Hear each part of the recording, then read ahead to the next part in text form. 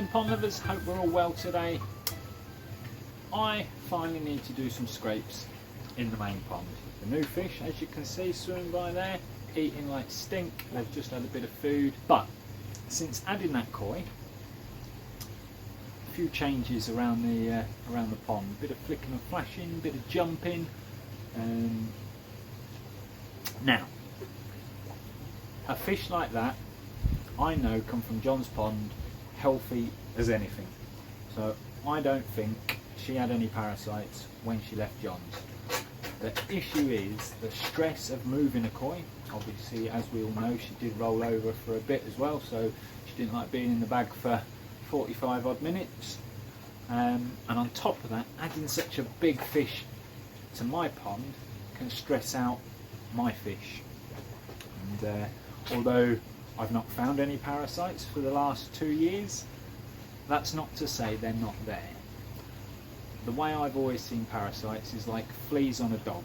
If you've got a really healthy, well looked after dog, gets groomed right, fed right, blah blah blah, if it had fleas, you'd never know it just by looking at the dog. Whereas a dog on the streets that's not getting fed, not getting groomed, not being looked after, if they had fleas, you would know it, because they would look all mangy, they'd be losing fur, they'd have dry, itchy, horrible skin, blah blah blah. And it's the same with koi. They can live with parasites on them happily for years, as long as the koi are really happy and really healthy. As soon as they start getting stressed, worked up, start feeling ill, the parasites start to win the battle. There's a few bumps and bruises on a couple of the koi. As I say, they have been a bit flicky, flashy and jumpy, so it's about time I got them out, put them in a bowl and done some scrapes. So I'm going to show you exactly how I do it and what I do. I'm also going to be testing the new microscope. So that's going to get tested and I'm going to compare it to the good old faithful Apex Practitioner. Don't know which one's going to be the best, but for cost wise, if this one is any good, as I say, I'll put a link in the description to it, a discount code for it, and it is a fair bit cheaper than the Apex Practitioner anyway. So I'll show you both of them working and compare the two models as well. But to start off with, let me show you what you're going to need to do a koi scrape. So the first thing I do before catching, netting and sorting out the fish is set up the workstation. So I've got it all ready to go, but let's have a closer look at these two microscopes. So this is my old faithful, the Apex Practitioner. What does it come with? It comes with a ×10 lens, which is what I've got on there now. It also comes with a ×20. And that's about it. Obviously instructions, box, it comes with a cover which is there to keep the dust off the lenses and whatnot. But yeah, that's about it. And I think these retail at the moment for around 180 quid, but they are flawless. They are a brilliant microscope. Now this one is the new one that we're testing. Now it didn't come with any instructions because as I say, he'd already used and whatnot on this one, but everything seems to be working. You've got light adjustment on there, obviously your 3 different lenses on there, same as this one. Only comes with a ×10 this one, it doesn't come with a ×20, but not necessarily needed. So they are very similar in what they can do, but there is one big advantage of that one over this one. Obviously now they're both plugged in and they're both working. This one on the bottom just has the usual gubbins you'd see on the bottom. This one on the bottom, I thought, oh, there's a random screw on the bottom. Let's unscrew it and see what's inside. So let me just lay it down flat, nice and carefully. This one also comes with a cover, by the way. It's currently sat on it. Yeah, I thought, oh, it's a little screw that I can twist. So I twisted and it popped off. This one can be battery powered. this one can't. So that's a big plus. If you ever need to take it out anywhere and you don't have any electrics, you can put batteries in it. That's the cover for the new one. And also, as I said before, comes with a spare bulb. Again, this one didn't.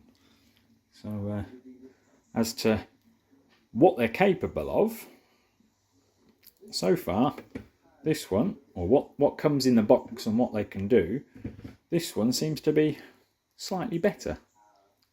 But the most important thing obviously is which one can see the parasites. So I've got everything ready. This is what you're going to need. You're going to need a microscope, a scrape card, and your slides. Now you can use anything to scrape the koi. Plastic cards are the best, like old credit cards, that kind of thing. But from my boy's koi, I still use, as I say, it ain't been used in a while. It's a bit dusty, but my koi scrape card, and then my slides. So let's go back outside and show you what we do next. So I always like to net my fish from this side of the pond. So pick a favourite side. Just got to open up the netting.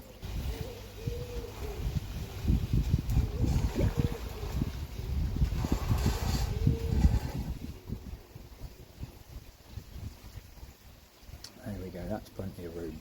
So what we're going to need now, I've brought out 2 slides, my scrape card, my bowl, my net, and my sock net.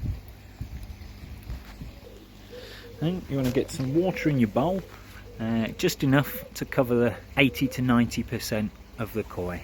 The way I always do it with scrapes is if you just leave their backbone just out of the water that's in the bowl, just makes it slightly easier.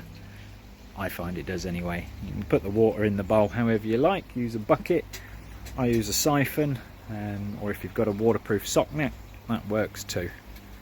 But I will snap back to you when there's some water in the bowl. Just remember, as I say, if you are going to do it like this and you just are going to cover most of the koi, then think about what kois you're going to be netting out to how much water you're going to need in the bowl, because obviously if I was to net out him, I would need a lot more water than if I was to net out one of the little ones, him say. So now I've got enough water in the bowl, I'm going to turn the air down so I can see the fish better. You can currently see them better than me because there's a polarising lens on the camera. But let me just turn the air down. I don't like to turn it fully off because then the drum stop, the bio in the drum stops working because it's running on the same air pump. So I use one of them vary switches. So now that's done, I can clearly see all the fish around the pond. So it's now a case of targeting a fish, netting it out and getting it in the bowl. Before I start, I always wet my sock net.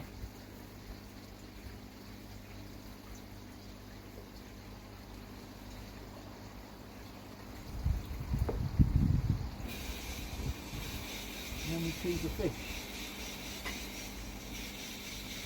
And remember, never chase your fish around the pond with a net. The more you chase them, the more they'll run.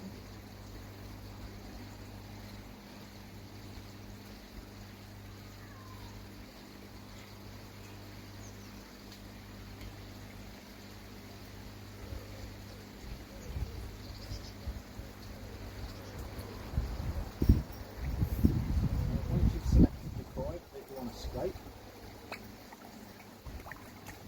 if you're doing it on your own, find somewhere that you can rest the net.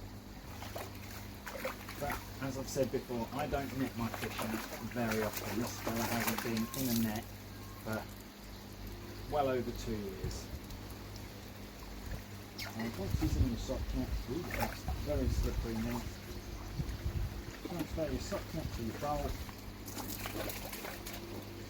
So now he's in the bowl. I've got my slides to hand, as you can see there, because I'm going to take 2 scrapes off each koi to try it on each microscope. But as you can see, his spine is just out of the water, which makes life easier because you can get to them a lot better rather than having to try and lift them fully out of the water. And all you're basically going to want to do is just lift their skin just slightly out of the water and scrape in the direction of the scales, so down the fish. And you want to try and get scrapes from different areas of the koi. So we'll do a back one first, although he hasn't got an awful lot of mucus on him.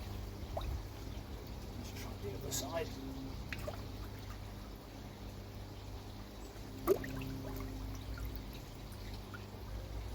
That's a little bit of mucus, but not a lot.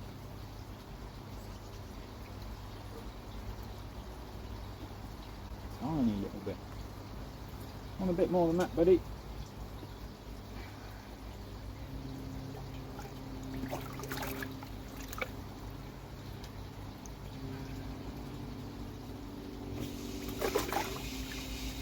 Not easy one-handed.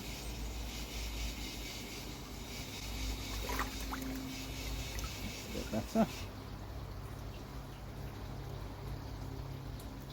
And transfer your mucus onto your slide.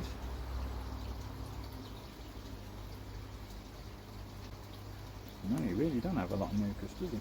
I've seen a few people sedate their koi to do scrapes, and I don't recommend that, because if the koi is sedated, it might affect the parasites as well. Now, I can't be 100% certain on that, but I've never sedated a koi to do scrapes, even if I have to fight with them in the bowl for a couple of minutes. Right, let's try and get a scrape from underneath if we can. Now, koi obviously don't like being flipped upside down, but if we can, it would be a great bonus.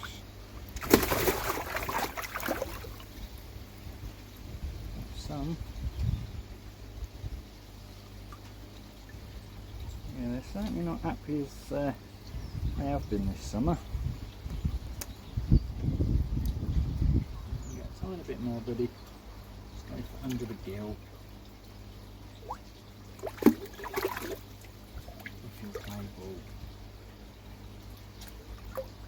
Apologies if any of my arms and whatnot are in the way, but you get the general idea.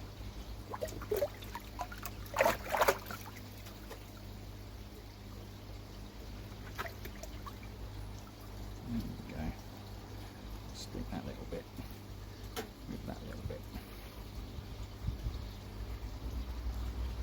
There we go. So I've got 2 mucus samples. Now onto the microscope after we put the koi back in the pond. So again, you get your sock net head first.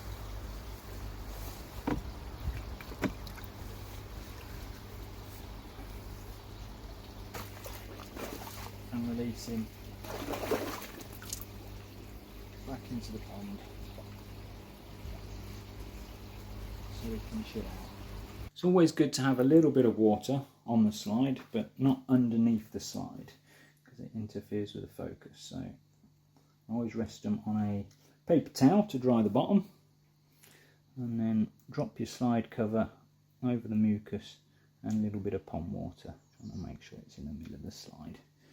There you go. Right, I'm going to sit and look through these microscopes for a while, and if I find anything, I'll show you.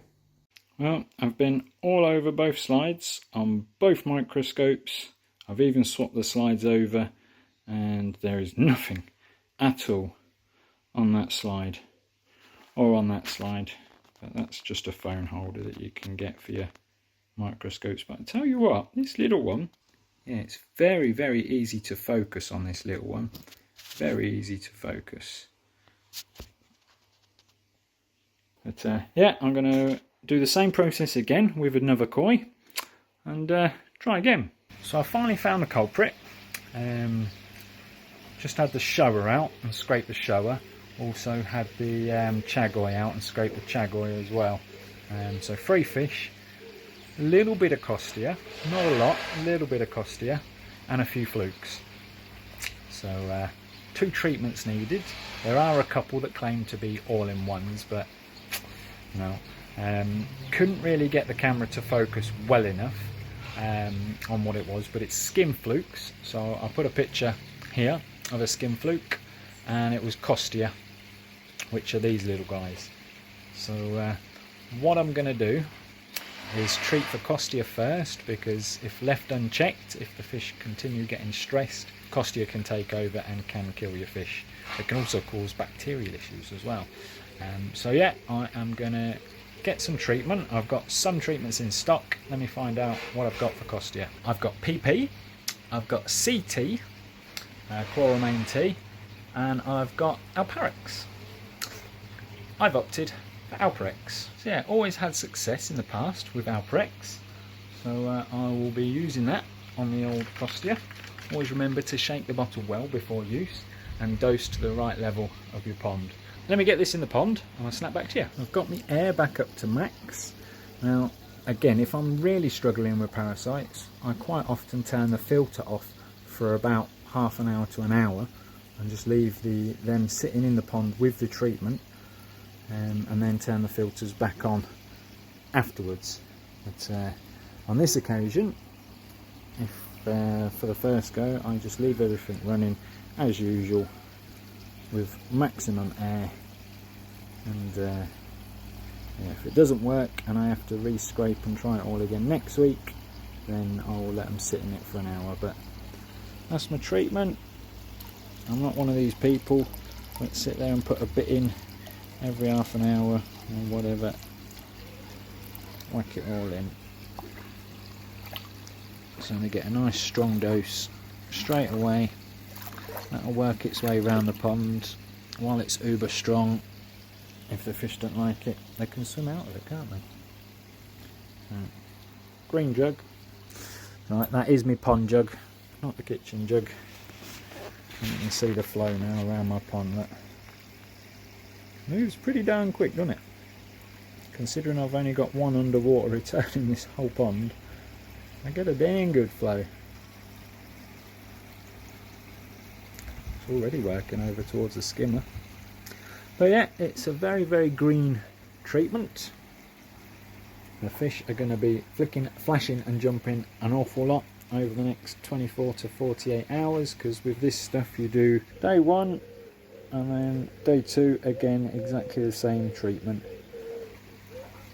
So it's a 2-day treatment, and yeah, they're going to be green for a while. What I'm going to do now is I'm going to do some scrapes on the little koi in the small koi pond and do the same thing with them. I'll snap back to you after I've done some more scrapes. One's flicking already. Well, there was no flukes on these guys, but I did find the odd Costia, so they're green as well.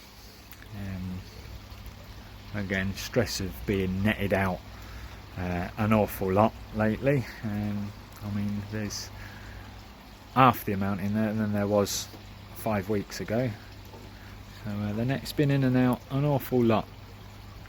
But the baby fish, they don't seem to be minding it too much, but again, these guys have been jumping a bit since the treatment has gone in. I've just been sat here with the pond and this pond for half an hour. But they're certainly not happy, but needs must, so it'll be even greener tomorrow. And yeah, job's a good one on that one. Hopefully it knocks it on the head first time, because koi treatments are not cheap, are they? For those of you that have never done a scrape, I hope that's helped a little bit. As I say, it's not an easy job to do, but needs must if your fish are not very well. If they're acting strange, you need to investigate. Check your water parameters first. If they seem fine, get your scrapes on. And yeah, going back to this little microscope, it does work.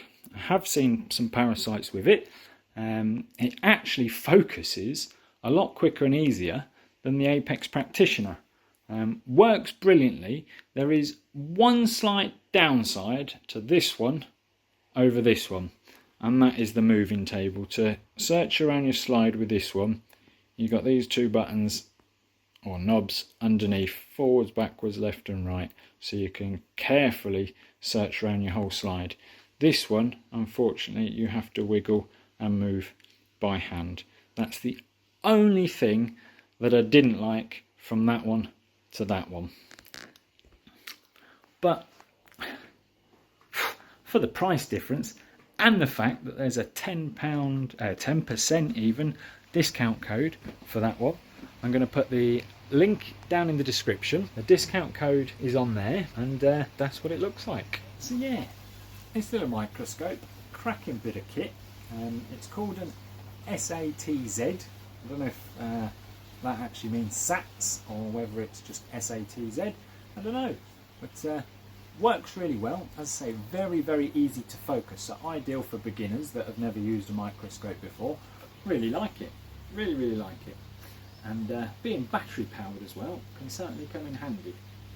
So if you would like to get your hands on one of these, all you have to do in the comments is write, "I would like a microscope."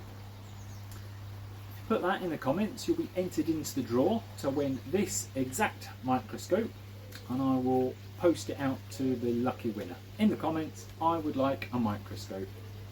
And brilliant. On that note, guys, thanks all for watching.